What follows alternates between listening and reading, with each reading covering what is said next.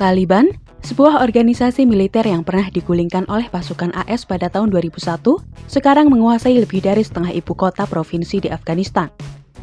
Mereka juga secara bertahap mengepung ibu kota Kabul, sebuah kota yang kejatuhannya akan menandakan kontrol penuh kelompok fundamentalis itu atas Afghanistan. Dalam serangan terakhir mereka, para pejuang Taliban dilaporkan telah menguasai ibu kota provinsi Logar yang berjarak sekitar 80 km dari ibu kota. Di tengah situasi yang memburuk, Amerika Serikat dan Inggris mengerahkan ribuan tentara mengevakuasi warganya sebelum Washington secara resmi mengumumkan berakhirnya perang selama 2 dekade. Amerika Serikat telah menyatakan keprihatinan bahwa kelompok Islam garis keras itu mungkin dapat menggulingkan pemerintah yang dipimpin Ashraf Ghani dalam waktu 3 bulan menurut laporan media AS. Hal itu akan membuat kembalinya Taliban di pucuk pimpinan setelah hampir 2 dekade. Namun, siapa sebenarnya Taliban dan apa tujuan mereka?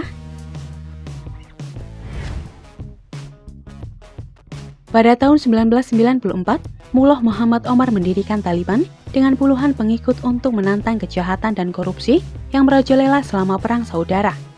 Taliban secara harfiah berarti mahasiswa, dalam bahasa Pashto, mengacu pada anggota pendirinya yang seorang mahasiswa. Kelompok ini awalnya menarik anggota dari apa yang disebut pejuang mujahidin yang mendorong pasukan Uni Soviet dari Afghanistan pada 1980-an. Taliban kemudian menguasai sebagian besar negara pada tahun 1996. Mereka kemudian memerintah selama sekitar 5 tahun sampai kelompok itu dicabut oleh pasukan AS pada tahun 2001.